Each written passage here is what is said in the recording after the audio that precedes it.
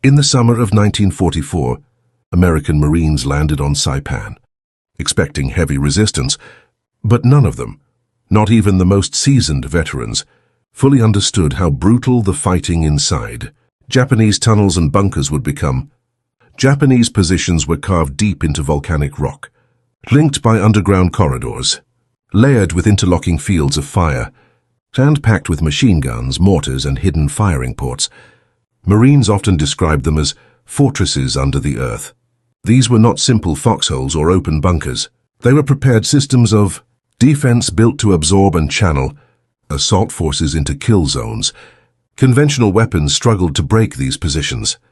Rifles, grenades, satchel charges, even naval artillery. Nothing guaranteed a clean breakthrough. Many assaults degenerated into clearing room after room at great cost in time and casualties. That is when the US brought forward something new, a modified Sherman tank equipped with a flamethrower system known as the POA-CWS-H1. On paper, it was simply a replacement for the 75-meter main gun. In practice, engineers removed the main gun and installed a flamethrower projector with dedicated fuel tanks, pressure systems, and armored piping.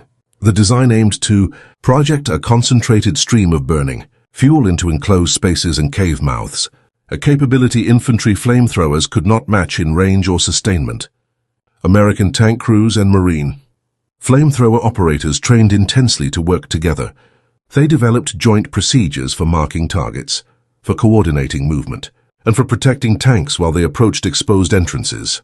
The system could project a concentrated stream of burning fuel well over 100 meters, farther than any man-portable flamethrower in the US infantry, and, more importantly, it could fire repeatedly, with far greater pressure and without exposing a Marine to enemy fire. When these tanks rolled toward the front for the first time on Saipan, nobody on the American side knew exactly how the Japanese would react. They only knew one thing: the enemy had never seen a weapon like this before. And when the first Sherman fired its flamethrower, everything changed. The first practical deployments proved the concept. Enclosed defensive networks could be attacked at depth, defenders could be forced from bunkers, and infantry casualties on clearing operations could be reduced. That immediate battlefield effect set the tone for the next island campaigns. Japanese defenders were stunned. Their reports, preserved in both American and Japanese archives, describe a reaction unlike anything they had faced before. Accounts record confusion, panic, and rapid withdrawal from positions that had previously held under prolonged assault. Infantry weapons couldn't stop the Sherman. Rifles and hand-thrown grenades reached only a few dozen meters. Anti-tank guns could damage a Sherman at range, but many firing ports and defensive angles were not designed to counter. A weapon that delivered flame across an entire approach. Many firing ports were positioned for horizontal defense, not for a weapon that could sweep an entire hillside or bunker entrance with liquid fire. Japanese soldiers wrote that a single burst lit the world in front of them. They believed the range to be impossible. No. Japanese flamethrower could reach past 25-30 meters, but the Sherman system reached 4 times farther, with pressure strong enough to push flame deep into trenches, tunnels and cave openings.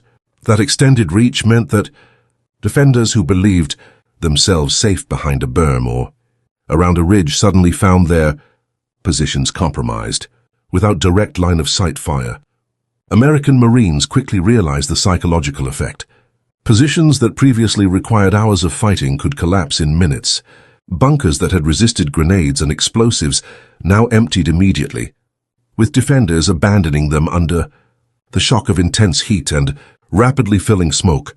Observers recorded instances where defenders, unable to see or breathe, left positions in disorder, some surrendering, others fleeing into dead ends. Marine commanders began placing flamethrower Shermans in the first assault, waves even ahead of infantry, but because they broke static defenses faster than any other weapon available. That doctrinal change was significant. Rather than using tanks solely as direct fire support behind infantry, Shermans with flamethrowers became instruments to clear the way, to neutralize strongpoints, and to reshape assault plans in real time. And on Saipan, Then on Guam, Japanese units repeatedly reported panic spreading the moment these tanks appeared. The psychological effect compounded with the tactical one. News of the weapons' effectiveness traveled quickly among defenders and influenced their choices under pressure. By late 1944, the U.S. learned how to use flamethrower Shermans with precision. Their employment evolved from improvisation into doctrine. They weren't simply firing blindly. Tank commanders coordinated with infantry to identify bunker entrances, vent holes and cave mouths. Intelligence, reconnaissance, and engineering input became part of every flamethrower operation. Marines marked targets with smoke grenades. Shermans advanced slowly, carefully, and fired controlled bursts. Not wide sprays, but targeted jets designed to fill the enclosed space with heat, smoke, and pressure. Crews were trained to fire in measured pulses to drive defenders into choke points or to force them to abandon hardened chambers. Inside those tunnels, the effect was devastating. Japanese defensive networks relied on communication between chambers, but the sudden presence of fire and smoke disrupted everything. Vision, oxygen, morale, and movement. In many cases, defenders attempted to fall back to secondary points, only to encounter collapsed passages, blocked exits, or areas already made impassable by prior demolition. The combined sequence, flamethrower, then engineer entry and clearance, proved an efficient way to neutralize complex positions. American after-action reports noted that defenders were often forced to retreat deeper, only to run into blocked corridors or dead ends. Many positions were abandoned entirely once a Sherman approached. Marine logs recorded that groups who might have fought for hours chose to exit or surrender when faced with repeated flamethrower attacks. At the same time, U.S. researchers measured the tactical impact. On Iwo Jima, for example, Marine officers stated that flamethrower Shermans were responsible for clearing more fortified positions than all infantry flamethrower teams combined. Their endurance, range, and survivability gave American assault units a breakthrough tool they had never possessed before. The capacity to deliver successive, sustained application of force from a protected platform changed clearance timelines and reduced prolonged close-quarters fighting. Iwo Jima was different from Saipan or Guam. Its terrain was harsher, its defenses deeper, and its garrison more determined. Japanese commander Tadamichi Kuribayashi built a network of underground positions that stretched for miles, with almost every approach covered. The island's volcanic geology and pre-planned firing corridors made conventional frontal assaults costly. Even so, flamethrower Shermans proved decisive in multiple sectors. Marines advancing toward strongpoints around Suribachi repeatedly called for them. A cave that survived artillery, mortars, rockets, and infantry attacks could be neutralized in seconds once a Sherman arrived. That changed the calculus of operations. Instead of grinding for days over one complex, units could press forward when supported by armored flame. Tank logs from the 4th Marine Division describe entire cave complexes falling silent after a single tank engaged them. Engineers measured burn marks reaching deep into tunnels, 20 meters or more. These physical traces confirmed what infantry accounts reported. Heat, smoke, and pressure rendered internal positions non-functional and forced defenders into untenable choices. American commanders noted that these tanks reduced infantry casualties dramatically, units that would have lost dozens of men clearing a tunnel manually could accomplish the same task with one Sherman supporting them. The ability to project force while keeping Marines at relative standoff distances saved lives and increased operational tempo across the island, and Japanese survivors later described the fear these tanks created, not because of the fire alone, but because the Shermans could deliver it again and again, without exposing a single Marine. That repeatability and survivability made flamethrower Shermans a preferred asset for commanders, confronting deeply dug and interconnected defensive systems. By 1945, flamethrower Shermans had become one of the most important tools in the Pacific theater. They weren't invincible.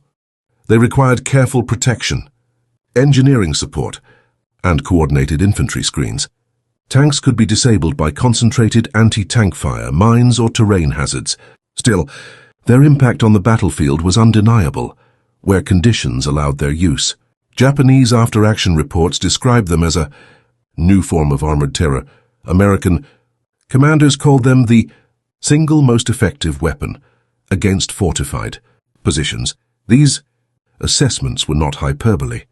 They reflected repeated operational results across multiple island campaigns where Flamethrower, Sherman's shortened sieges, reduced infantry exposure, and invalidated the defensive assumptions of hardened garrisons. Their success was not due to myth or exaggeration, but to physics, engineering, and doctrine. A controlled jet of burning fuel extended over 100 meters, delivered from an armored platform, changed the logic of tunnel warfare. Engineers adapted tanks, ordnance crews managed fueling and maintenance in forward conditions, and commanders integrated the capability into assault doctrine. And in the final island campaigns of World War II, that change saved thousands of American lives. These tanks didn't win the Pacific War alone, but they shattered the strongest defensive systems Japan had ever built, and forced the enemy to face a weapon they had never been prepared to fight. Post-war analyses by Marine Corps historians, ordnance officers, and independent scholars all underline the same point.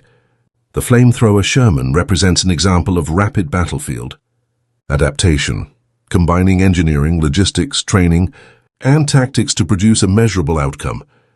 The result was a tactical tool that altered the conduct of the island campaigns and left a documented legacy in both American and Japanese records.